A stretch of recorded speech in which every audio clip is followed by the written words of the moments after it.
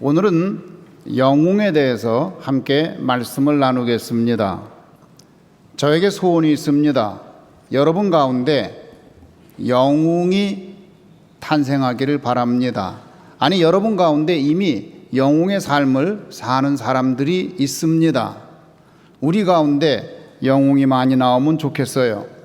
영웅을 보기 힘든 시대라고 말을 하지만 우리 조치원교회에 그런 영웅들이 많이 있다면 얼마나 좋을까 하는 마음으로 이 말씀을 함께 나누겠습니다.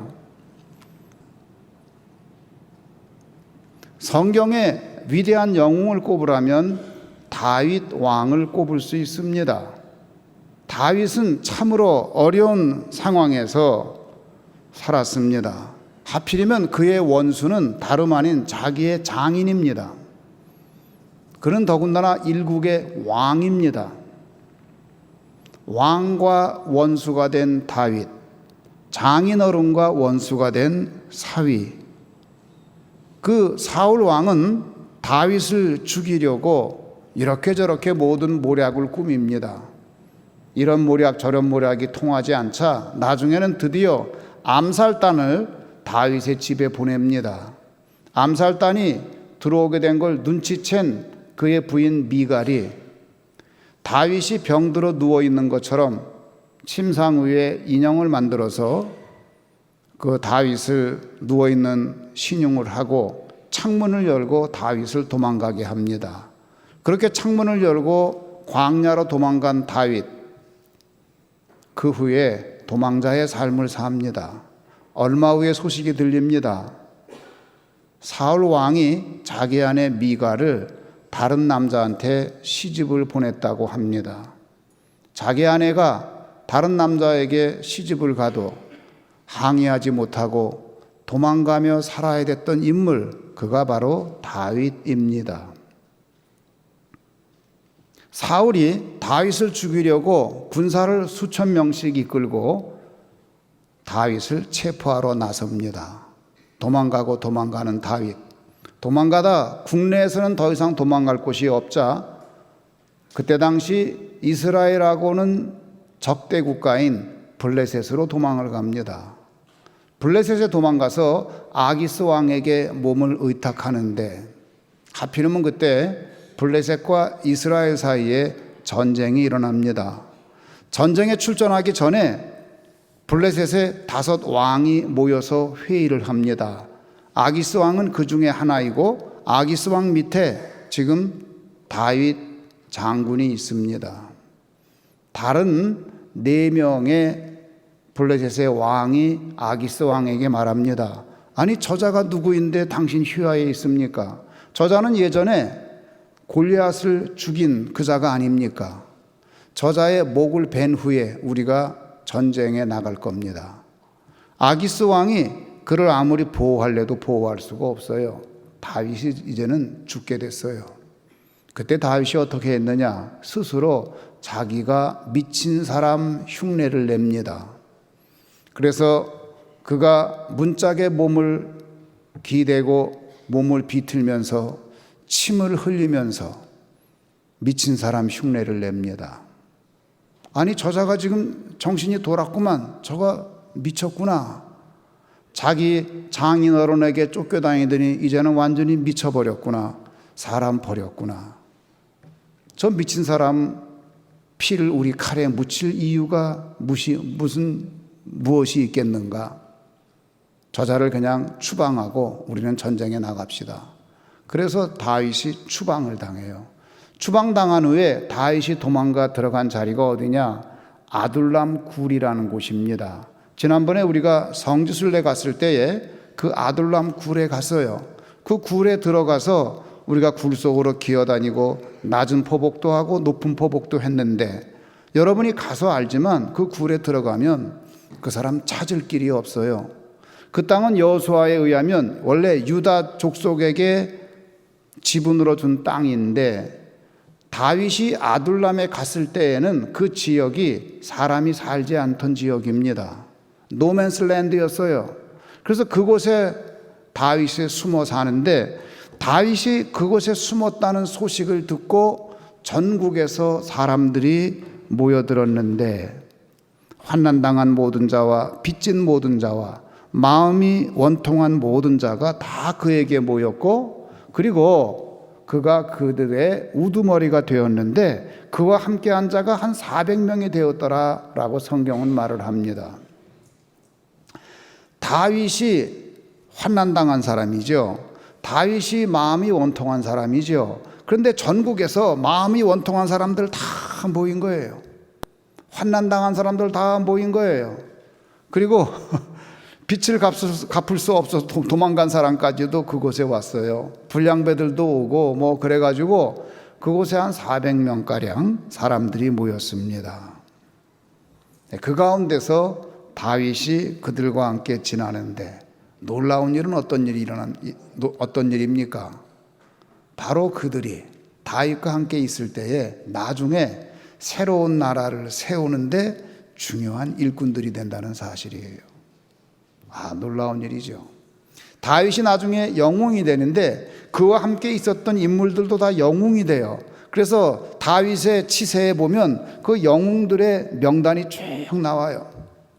성경에는 용사들의 명단이라고 그랬는데 22명의 명단도 있고 그보다 많은 명단도 있고, 다윗과 함께 할 때에 다윗이 영웅이었는데 다윗뿐 아니라 그와 함께 할 때에 영웅이 된 인물들이 성경에 기록이 되어 있습니다. 이와 같이 영웅은 어려운 가운데서 영웅이 됩니다. 영웅은 환경이 어렵다고 해서 자기 본연의 임무를 포기하지 않아요. 오늘 본문 말씀에 보면 바울이 등장합니다. 예수님 이후에 영웅 중에 영웅 꼽으라 그러면 단연 사도 바울입니다. 그 바울이 위대한 영웅이 됐는데 그 바울은 어떤 환경에서 일을 했느냐? 고린도후서 11장 23절 중반절에 보면 이렇게 말을 해요. 내가 수고를 넘치도록 하고 옥에 갇히기도 더 많이 하고 매도 수없이 맞고 여러 번 죽을 뻔하였으니. 여러 번 죽을 뻔했어요. 매도 수없이 맞았어요. 그 다음에 그가 어떤 일을 겪었는가? 24절 이하에 보면 이렇게 말합니다. 유대인들에게 40에서 하나 감한매를 5번 맞았으며. 왜 40에서 하나 감한매를 맞았나요? 왜 39대만 맞았나요? 40대 맞으면 죽어요. 그래서 39대까지만 때리도록 법으로 만든 거예요. 그렇게 40에 하나 감한매를 5번이나 맞았고, 25절에 보니까 3번 태장으로 맞고 1번 돌로 맞고, 바울이 전도하다가 돌로 맞았어요. 돌로 맞아가지고 그 사람이 죽은 줄 알고 자루에다가 넣어가지고 그 시체를 성 밖으로 버렸습니다. 성 밖으로 버려가지고 그 소식을 듣고 바울이 죽었구나 하고 바울의 동역자들이 그 버려진 자루 주위에 모였습니다. 장례식에 온 거예요. 그리고 자루를 열어서 보니 바울이 살아났어요. 그렇게 돌로 맞았다는 얘기 지금 하는 거예요. 3번 파선하고, 배 타고 가는데 3번이나 파선했어요. 일주일을 깊은 바다에서 지냈으며 폭풍 가운데 지냈죠. 여러 번 여행하면서 강의 위험과 강도의 위험과 동족의 위험과 이방인의 위험과 시내의 위험과 광야의 위험과 바다의 위험과 거짓 형제 중에 위험을 당하고, 또 수고하며 애쓰고 여러 번 자지 못하고 줄이며 목마르고 여러 번 굶고 춥고 헐벗었노라. 바울은 위대한 영웅이었는데, 그래서 그 영웅이 어떻게 살았나 보았더니 그 영웅이 이렇게 고통의 삶을 살았어요. 영웅은 어떤 사람이냐? 아무리 상황이 어려워도 상황 때문에 자기의 사명을 포기하지 않는 사람, 자기의 임무를 포기하지 않는 사람, 그 사람이 영웅입니다. 그 다음에 누가 영웅이냐? 영웅의 특징이 있어요. 어떤 사람이냐? 영웅은 전리품을 나누어 주는 사람이 영웅입니다. 사람들은 어디 가서 싸워서 자기가 뭘 얻으면은 자기 혼자 먹어요. 자기 혼자 먹는 것은 전리품이라고 말하지 않습니다. 얻은 것을 자기가 속해 있는 군인들에게 나눠주든지, 자기가 속해 있는 부족에게 나눠주든지, 자기가 속해 있는 민족에게 나눠주든지, 자기가 속해 있는 교회에 나눠주든지, 나눠주는 것, 그것을 가리켜 우리는 전리품이라고 말을 합니다. 다윗이 그 전리품을 나눠주는 사람이었어요. 다윗하고 사울의 차이점이 뭐냐? 사울에게는 전리품이 없어요. 사울은 전쟁을 하다가 좋은 것이 있으면 착취해서 전부 자기가 먹었어요. 그래서 전쟁하다 아각 왕을 보았을 때에 그를 보니까 그가 금은보화가 많으니까 그를 죽여야 됐는데 죽이지 않고 어떻게 했어요? 그를 항복을 시킨 다음에 그가 가지고 있는 모든 보화를 자기 것으로 취했어요. 그게 사울이 그런 사람이에요. 사울은 전쟁에 나가서 무엇을 얻으면 그걸 자기 것으로 삼았는데, 다윗하고 사울이 다른 점은 뭐냐? 다윗은 전쟁에 나가서 얻은 것이 있으면 그 얻은 것을 자기가 속한 사람에게 나눠줬어요. 이제 사무엘상 30장 20절에 보면 이런 말씀이 있습니다. 다윗이 또 양떼와 소떼를 다 되찾았더니 무리가 그 가축들을 앞에 몰고 가며 이르되 이는 다윗의 전리품이라 하였더라. 이는 다윗의 전리품이라. 그래서 다윗이 자기가 전쟁에 나가서 이긴 것을 사람들이 다 몰고 가게 하면서 사람들에게 다 나눠주는 거예요. 그것을 가리켜 우리는 전리품이라고 그럽니다. 그러니까 그런 영웅 옆에 있는 사람은 뭐 얻어먹는 게 있는 거예요. 자기가 얻은 것을 나눠주는 거예요. 아멜렉하고 다윗하고 전쟁이 일어났습니다. 전쟁이 났을 때에 600명의 부하를 데리고 아말렉을 가서 급습을 해서 그곳에서 모든 전리품을 뺏어오는데 600명이 출발을 했지만 중간에 200명이 가다가 힘들어서 포기를 해요. 200명은 남고 나머지 400명이 가서 전쟁에 가서 승리하고 모든 전리품을 뺏어가지고 올 때에 400명의 전사들이 이런 말을 합니다. 다윗에게 말을 하는 거예요.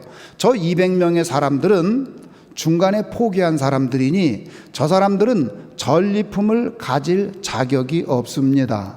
그러니 우리가 획득한 전리품은 끝까지 전쟁에 참여한 400명이 나눌 것이고 200명은 빼야 됩니다. 그때에 다윗이 말을 합니다. 아니다, 아니다, 아니다. 그럴 수는 없다. 이 전쟁을 이기시게 한 이는 하나님이시다. 하나님이 하신 일인데 우리가 그것을 가지면 안 된다. 그러므로 그 나머지 200명에게도 전리품을 다 나누어 주는 것이 합당하다. 그렇게 해서 600명에게 전리품을 다 나누어 줘요. 그 성경엔 말하기를 그것을 이스라엘에서 율례와 규례로 삼으니 그것이 오늘까지 그렇게 됐다고 얘기를 해요. 그래서 이스라엘에 새로운 전통이 세워졌는데 누가 나가서 전리품을 가지고 오면 전쟁에 나간 사람만 갖는 것이 아니라 전쟁에 나가지 않은 사람까지도 그 전리품을 함께 나누는 전통을 다윗이 만든 거예요. 그럴 때에 하나가 되고 화합이 되는 겁니다. 다윗의 위대한 점은 뭐냐? 전리품을 모든 사람과 함께 나눴어요. 아니 그뿐 아니라 그가 그 많은 전리품을 헤브론 지대에 있는 장로들에게 전리품을 다 보냈어요. 여러분, 예수 그리스도께서 놀라운 아르케고스가 되어서 죽음과 죄와 싸워서 승리해서 이긴 후에 영생이라는 전리품을 얻어서 그 영생이라는 전리품을 우리에게 나누어 줬는데 우리는 그 일을 위해서 한 일이 아무것도 없어요. 그분이 계셨기에 우리는 그 전리품을 나눠 가진 것 뿐이에요. 오늘 설교 제목이 뭐죠? 영웅 본색. 영웅 본색. 영웅의 본래 모습이 어떠냐 그 얘기인데요. 그 영웅 본색에 나오는 인물 가운데 주윤발이라는 배우가 있습니다. 와호장룡에도 등장하는 인물인데 아주 훌륭한 인물입니다. 이 주윤발이 자기 재산을 헌납을 했어요. 몇 프로를 헌납한다고 했을까요? 몇 프로일까요? 90%가 넘어요. 90 몇 프로? 99%. 여러분 상상이나 돼요? 자기 재산의 99%를 내놓는다는 게. 영웅 본색, 영웅의 본래 모습이 어떠냐 그 얘기예요. 영웅 본색이라는 얘기는 주윤발은 영화에서도 영웅이었지만 영화 끝난 후에 보니까 그 사람 자신이 영웅이었어요. 영웅의 본색, 영웅의 진짜 모습이 주윤발의 삶에 나타나 있어요. 그 사람 재산이 8천여억 원이 됩니다. 그 8천여억 원 되는 그 재산, 우리나라 돈으로 8천여억 원 되는데 그 중에 99%를 사회를 위해서 환원을 한다는 거예요. 그런데 이 주윤발이 한 달 용돈이 얼마냐? 한 달에 그가 쓰는 용돈이 우리나라 돈으로 한 11만 원 된다고 그래요. 그리고 옷은 주로 할인 매장에서 사서 입고 시장에 가서 장을 보고 10,000원짜리 슬리퍼를 사서 신고 다니고, 놀라운 거는 주윤발이가 개인 차량이 없답니다. 자기 차가 없어요. 버스 타고 다니고 대중교통 이용하고, 유일한 취미가 있는데 낚시하고 걷기인데 왜 낚시하고 걷기냐 그랬더니 돈이 안 든대요. 돈이 안 든대요. 이 국제적인 스타인 주윤발이는 사석에서도 허세를 부리지 않는 것으로 잘 알려져 있습니다. 사람들이 좀 성공하면 허세를 부르잖아요. 내가 말이야 내가 말이야 내가 허세를 부리잖아요. 주윤발이는 허세를 안 부린대요. 그런데 말이에요, 그거 얼마 전에 전화기를 바꿨답니다. 그게 뉴스에 나왔어요. 예? 전화기 바꾼 게 왜 뉴스가 나오죠? 참 이상하죠. 전화기 바꾼 게 왜 뉴스예요? 알고 봤더니 그 사람이 그 전화기를 17년을 썼답니다. 17년 동안 전화기를 쓰다가 이번에 새로운 스마트폰으로 바꿨는데 이 전화기가 고장 나가지고 더 이상 쓸 수가 없대요. 그래서 할 수 없이 전화기 바꿨는데 그게 뉴스에 나온 거예요.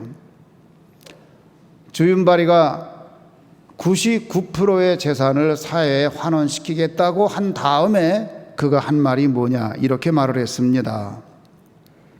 그 재산은 내 것이 아니고 내가 잠시 보관하고 있을 뿐입니다. 인생에서 가장 힘든 거는 많은 돈을 버는 것이 아니라 평화롭고 평온한 태도로 사는 것입니다. 그렇게 많은 돈이 있는데도 불구하고 평화롭고 평온하게 사는 게 제일 힘든다는 거예요. 돈 버는 것보다 더 힘든 게 평온하게 사는 거, 그게 더 힘들다고 말을 합니다.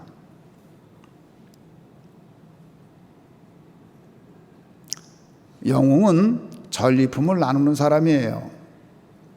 오늘 본문에 등장한 사도 바울, 그는 평생을 전리품을 나누는 삶을 살았습니다. 그래서 그가 마지막에 헤어지면서 장로들에게 한 말씀이 오늘 본문 말씀에 있는데, 사도행전 20장 18절에서 이렇게 말합니다.